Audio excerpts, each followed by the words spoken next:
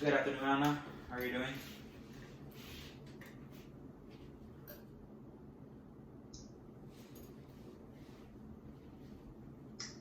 We're going to be waiting for more people to show up. Okay. Then I'll get started in a bit. It's 12:28.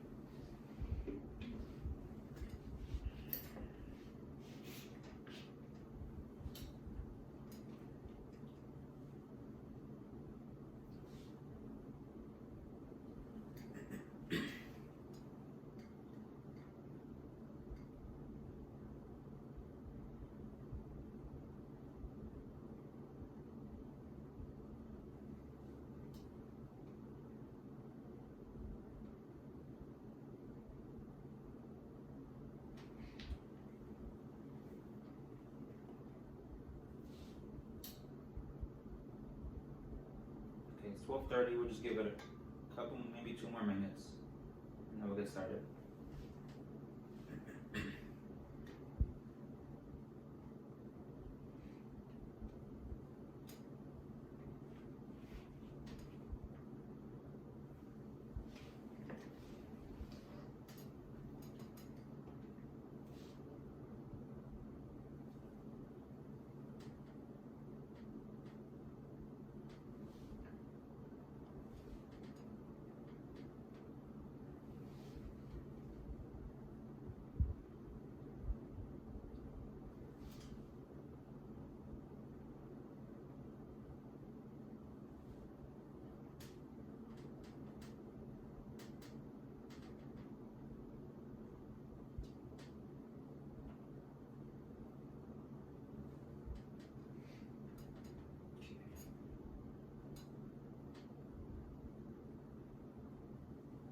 Hello, Kevin. How are you doing today?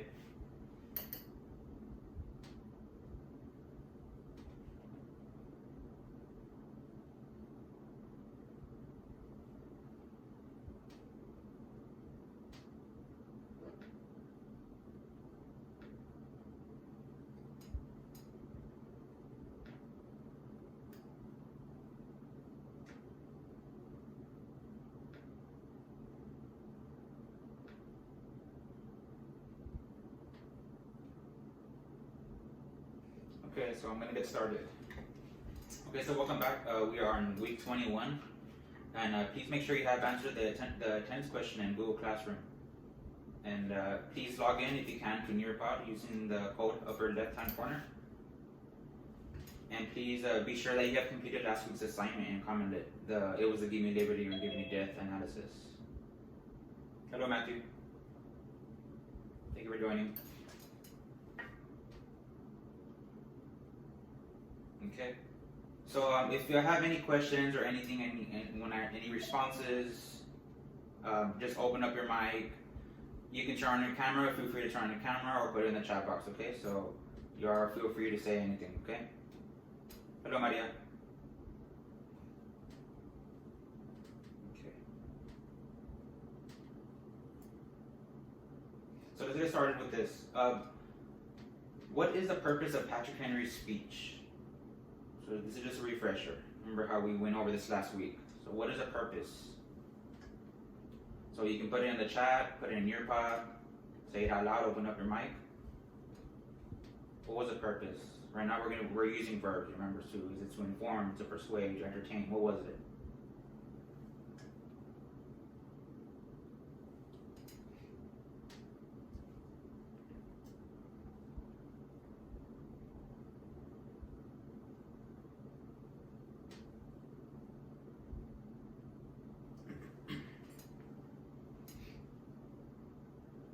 You can put it in the chat.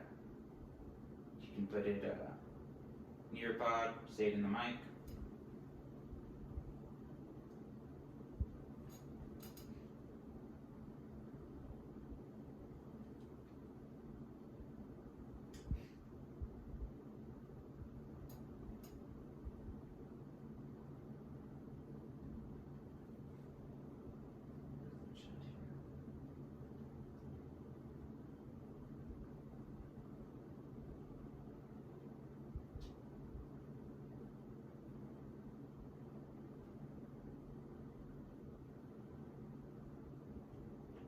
Okay, convince, Maria? Maria says convince. So why do you say convince? How is this convince?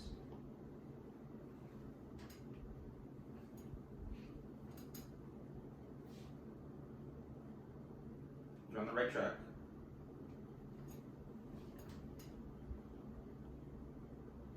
So was Patrick Henry convincing? Was he persuading? What was he doing?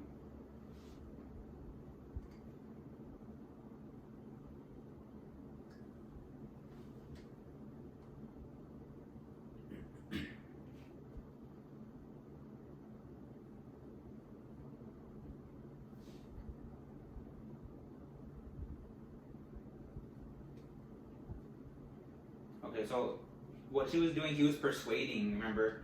He was persuading that it was time for them to fight. It was time for them to stand up for themselves already. They were already tired of what Britain was doing to them, what they were going through with Britain, right? So that was the purpose of this whole speech, was to persuade them, right? To actually, it was time for them to fight, okay? So let's move on. So the objectives today. So today we'll be able to identify the use of rhetorical devices in Patrick Henry's speech. So it is the give me liberty or give me death speech using the Soapstone graphic organizer. And then we will analyze the differences between the speech and the Gettysburg Address, okay, using the graphic organizer. And the graphic organizer and the speech, they're going to be in Google Classroom, okay? So I would like for y'all to open that up right now. And it's going to be over here. Google Classroom. Click on the assignment, and it's going to be right here. So I would like for y'all to open this up, both of them, please. So we continue with our assignments.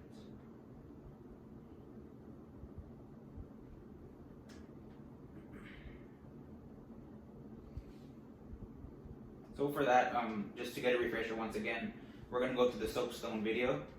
So we're going to go see a quick video right now.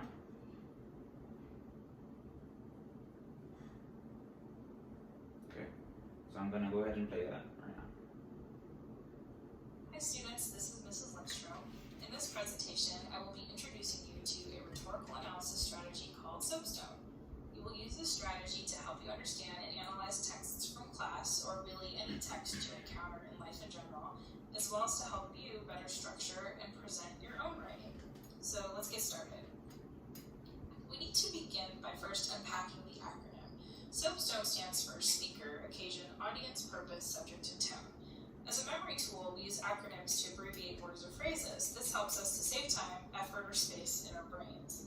So when we encounter a new piece of text, or maybe a political cartoon, or something that's going to need some analysis on our part, it's good to get in the habit of start thinking Soapstone. Well, what is Soapstone exactly? Some of you may even have it in your house, maybe as a backsplash or countertop in your kitchen. This is the material we are using to establish a play on words for a mnemonic device to help you remember the Soapstone process. The purpose of learning and using Soapstone is so that we can be the best critical thinkers or writers possible. You need to recognize that any good composition, whether written, spoken, or drawn, is carefully planned. Someone creating a piece has an agenda, just as when you sit down to write, you have an agenda as well. Utilizing the Soapstone analysis process will help you to better comprehend a text or image in depth, as well as help you plan your own compositions. Okay, so back to the acronym. It isn't as simple as it looks on the surface. For example, you might assume that speaker simply means who was doing the talking or the writing of the piece, right? Wrong. There's a lot more to identifying who the speaker of a text is. Same with occasion, audience, purpose, subject, and tone. A tone can be hard for some to grasp due to subtleties in language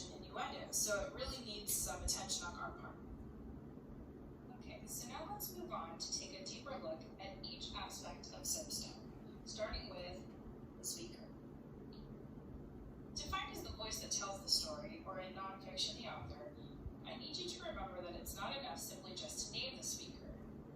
What can you say about the speaker based on references to the text? Can you identify their age, their background, their experiences, or biases? What do we know about the author's life and views that may shape the text? Occasion is the time, place, current situation, or context in which the author is writing. You need to understand that all writing does not occur in a vacuum. All writers are influenced by the larger occasion, an environment of ideas, attitudes, and emotions that swirl around a broad issue. Then there is the immediate occasion, an event or situation that catches the writer's attention and triggers a response. Moving on to audience. The intended audience for the piece. So, at whom is this text directed? It's not enough to simply say, well, anyone who reads it, or anyone who's listening to this. You will want to identify a certain audience by describing some of its characteristics. The purpose of the piece seems simple enough. Why is the author writing this? The purpose could be purely a personal one. For example, maybe to make themselves feel better, or get rid of some guilt, to encourage action, or maybe just to entertain us. But it could also be directed at a particular audience. You will have to decide what the message is and how the author wants the audience to respond. When you sit down to write, you have to decide how you want your audience to respond. You should be able to state the subject in a few words or a very short phrase.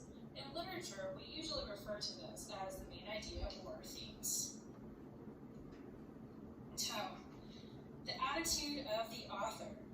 Now, if you're watching or listening to a speech, so the words are spoken out loud, it's easier to sense the tone because you can hear it in their voice and it can be heightened through body language.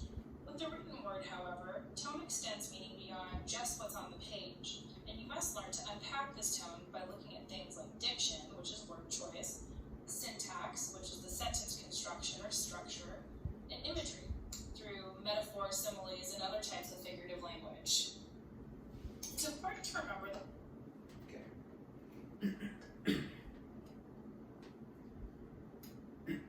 Okay, so let's move on to, now that we know about soapstone, we're going to be covering that today again. So, and the focus right now is going to be on the Gettysburg Address, okay? So right now, we're going to see the speech, and I want you to pay attention to the tone of the speech, okay? So, here it goes.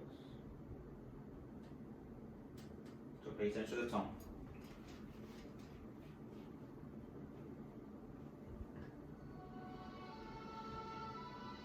Fourscore and 7 years ago, our fathers brought forth on this continent a new nation, conceived in liberty and dedicated to the proposition that all men are created equal.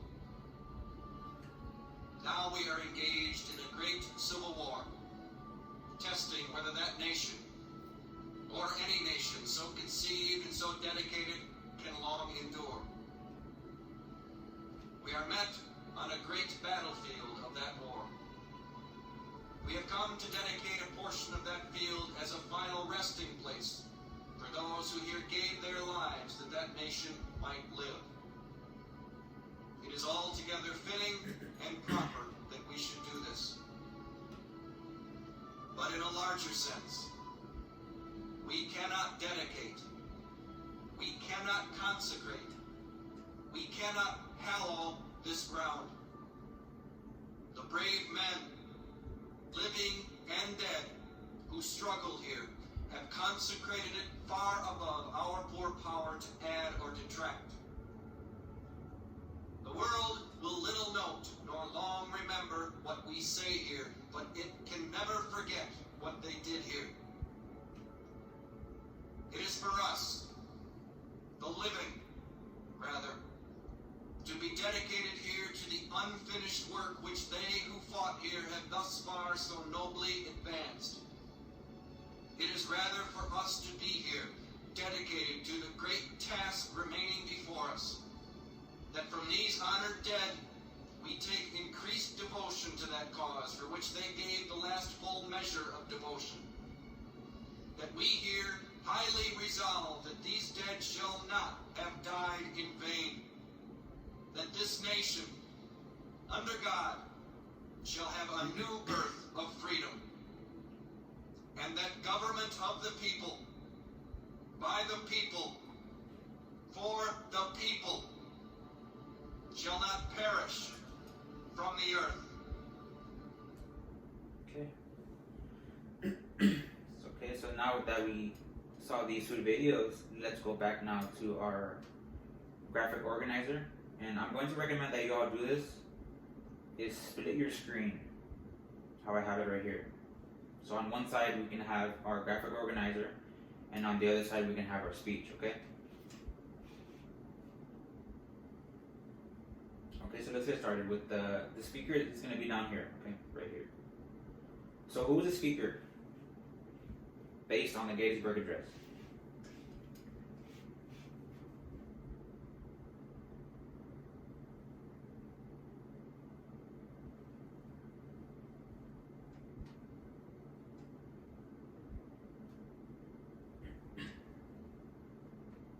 Let me help you all out just to get started.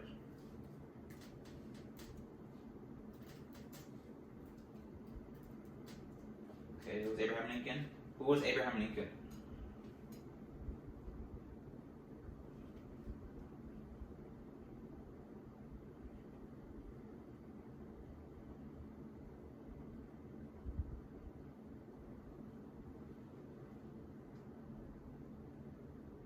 Okay, something in the chat. Yes, he was the president. Okay, so he was the 16th president.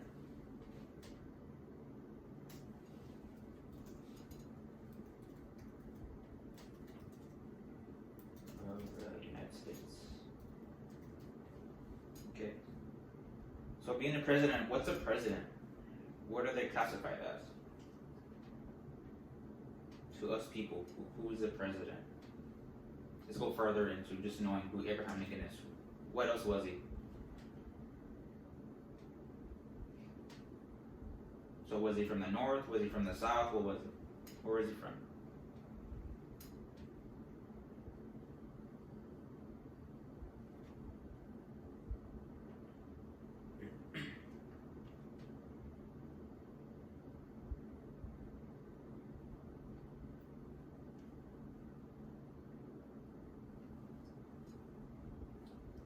Okay, so let's put that he was from the north, and the north was represented as the Union.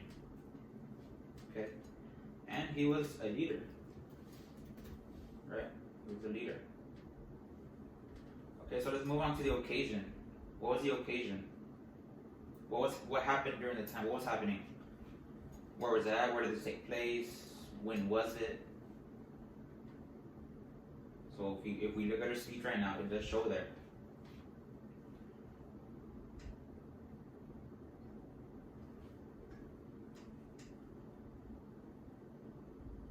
So what's the occasion?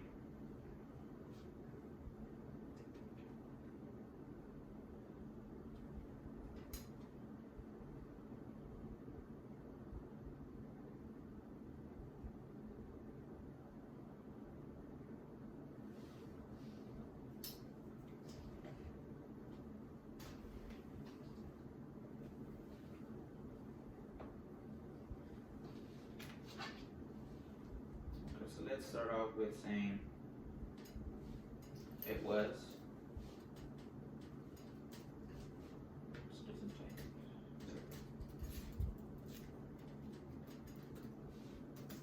Pennsylvania, Gettysburg, Pennsylvania, and it was right here, November 19, 1863. Okay. Now, what was happening at this time? We can say that there was a lot of death going on, right? And to be exact, we actually looked it up, and there was 620,000 deaths. So that's a lot. It's a huge amount. Okay. Okay, so let's go to the audience. Who's the audience?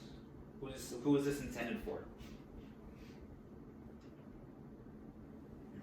feel free to open up your mic, put it in the chat.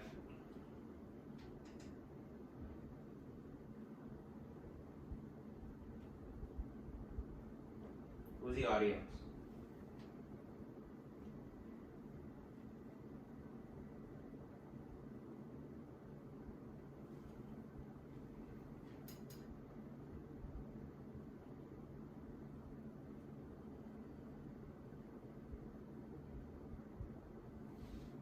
Okay, we can put that the speech was for the people of the Union.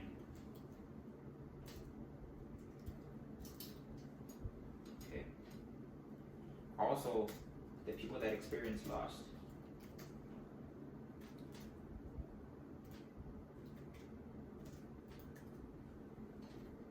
Okay. So, what about the purpose?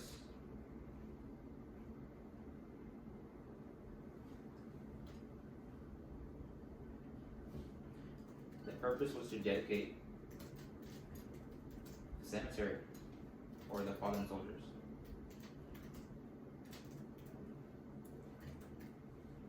And was to inform people that they had support. Abraham Lincoln was saying that he was there for the support, right? Because go back up. The subject, what was this about? What was this speech about?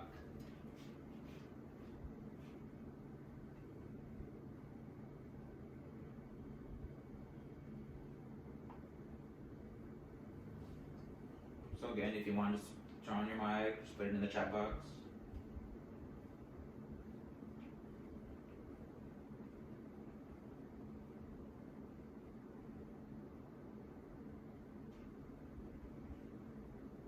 What was the subject?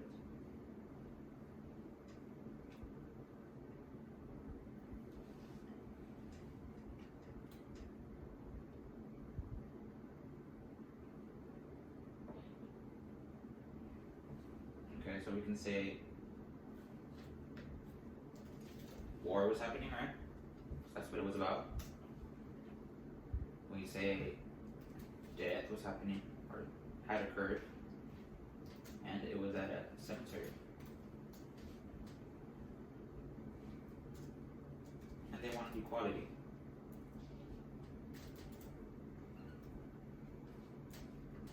Okay. So move down to the tone. So since we did hear the speech, what was the speaker's tone? How did he sound?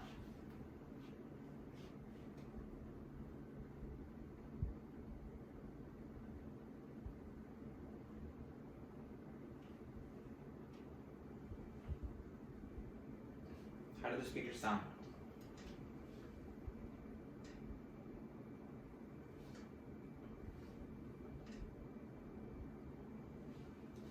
Okay. Something in the chat. Forceful, yeah. Good word.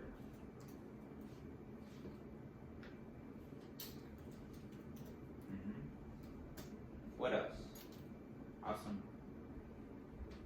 Thank you, Maria. What else?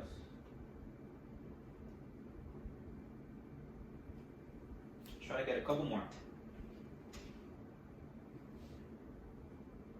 Okay. Sad, yeah. It was sad. It was sad because of what everything was going on, all the loss.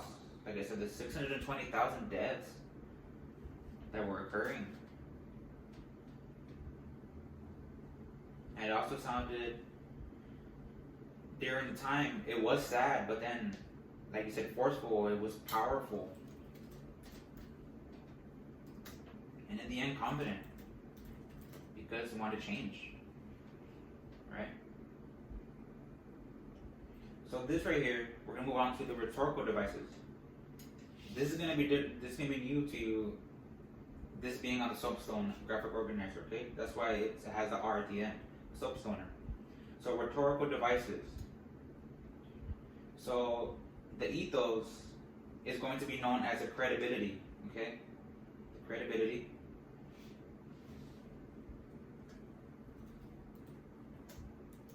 And right now I'll explain what this means.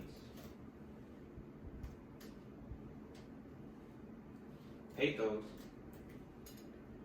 means the emotional part. And the logos is logic. So I would like to show you this image really quick, just to get a better understanding. So right here I have a picture, okay? This side is going to be ethos, pathos, and logos. So the ethos, I'm going to read this. Apples, it starts off by saying, apples are a good source of fiber and are rich in flavonoids and antioxidants. And like said, an apple a day keeps the doctor away. They also mentioned that apples help to reduce the risk of cancer, hypertension, diabetes, and heart disease. So right here, this is an example of ethos, a logical and credible, which comes from the credibility. Doctor states why apples are good for you. So this being a doctor, we trust him, and he's recommending that an apple a day keeps the doctor away, okay? And he's saying that it helps to reduce the risk of cancer, hypertension, diabetes, and heart disease, right? So being a doctor, we're going to trust him that, okay, maybe eating an apple a day or maybe just eating healthy in general will reduce the risk of cancer or diabetes or heart disease, right? And now moving on to pathos. So it says, did you know that almost 3.4 million people die of diabetes each year? Eat an apple, save yourself. So this is an example of pathos. It makes you feel sorry for the people. So that's where the emotional part comes from. It makes you feel sorry for people with diabetes and wants to make sure you eat more apples. Okay, so the emotional part comes by showing how much death there is, how much people have died, but yet if you eat an apple, it might save you. Meaning, if you just eat healthier, it can save you. Okay? So the logos is one of the logos, the logical part. So now it says, fresh, savory, juicy red apples. The crisp first bite is a refreshing fruit. Believe it or not, helps prevent many medical issues and most recently heart disease. So again, this is an example of logos because this is stating facts. This is stating facts that, okay, it looks fresh. Just looking at this picture, it says it looks fresh, it looks savory, it looks juicy. I mean, of course, the color is red, so that's all facts. So it's just stating facts. The logic part, right? So let's go back.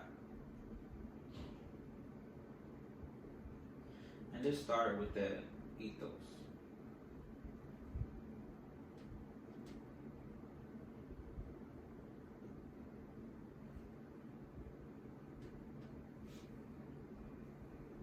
So going back to this speech, the Gettysburg Address, the credibility, Abraham Lincoln has gotten credited by the fathers. So right here, 77 years ago, our fathers brought forth on this continent.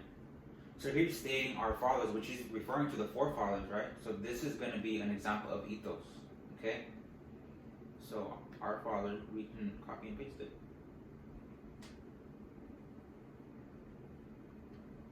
The ethos part.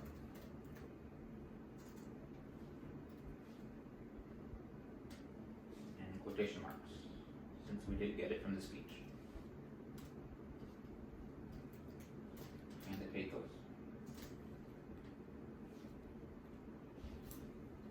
Is going to be an emotional part. So we can find here where he was talking sad, he was mentioning the soldiers, about the brave men. He was saying right here, the brave men living and the dead. So thinking that the soldiers, what they went through, so that way there can be freedom, that's the emotional part of it. So we can pick here the brave men living and the dead. So thanking them and what they did for us. So this is the emotional part. Okay? So logos. So let's look for the logic.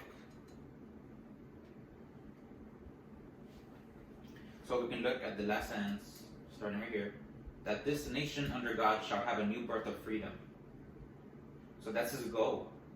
This is the logic part, this is the facts. He wants to do this. And that the government of the people, by the people, for the people, shall not perish from the earth. Okay? So this is going to be an example of logos. Quotation marks.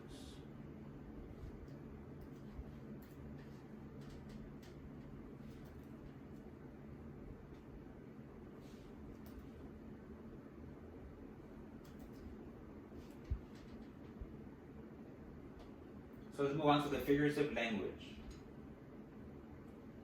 So were there any similes, metaphors, personification, alliteration, symbolism? Was there any? Did you notice?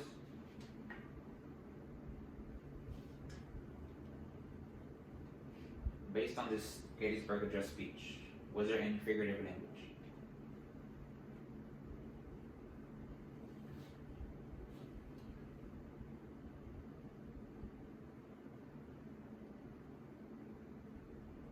Okay, so we can say that right here, just the first words, fourscore. That is based once again on the forefathers, and this is alliteration. Okay, going back based on what the forefathers said.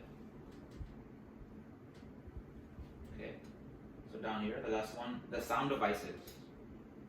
Was there any onomatopoeia, alliteration, okay, or was there any repetition? Was there any repetition in the speech from what we read or what you heard?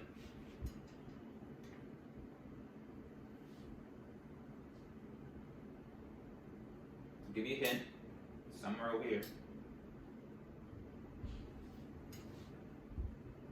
Where is it repetitive? Where is there repetition?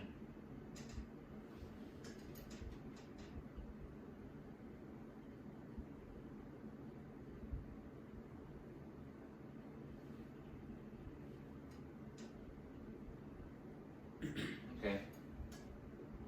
So it's going to be right here at the end.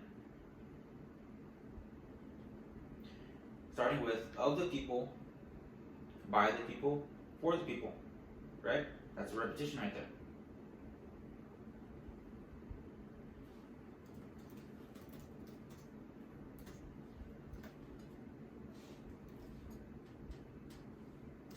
So there is repetition.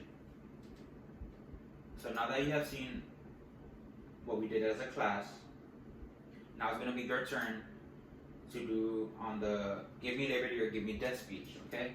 So right now I'm going to show you just a quick video just to remember the speech of the give me liberty, give me death, based on Patrick Henry, okay? So here it is.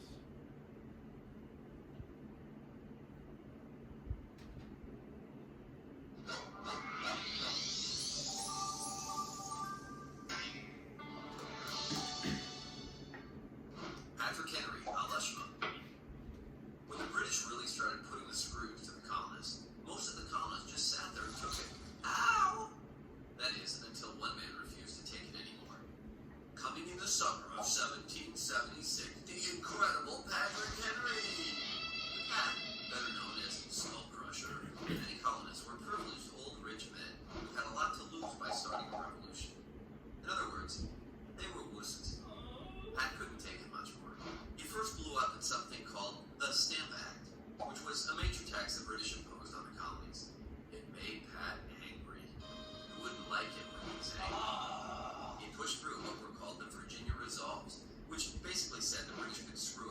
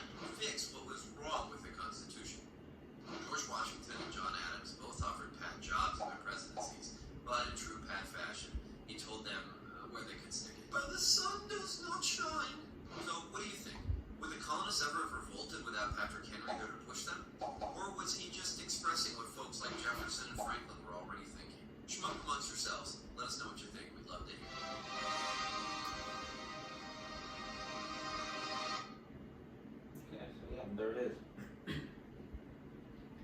So what you are going to do now is, again, you're going to complete this side. Now that we have completed the Gettysburg Address, you're going to complete the Give Me Liberty or Give Me Death side of the graphic organizer. Okay. So now that we have that, do we have any questions? Do we understand what we're doing? Put it in the chat. Open up your mic. Do we understand any questions that y'all have?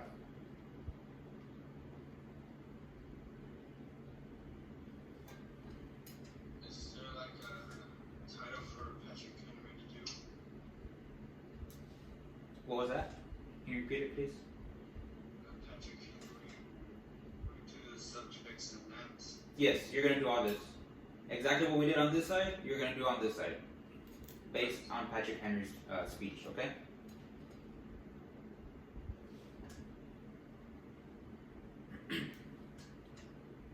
Anything else? Any more questions?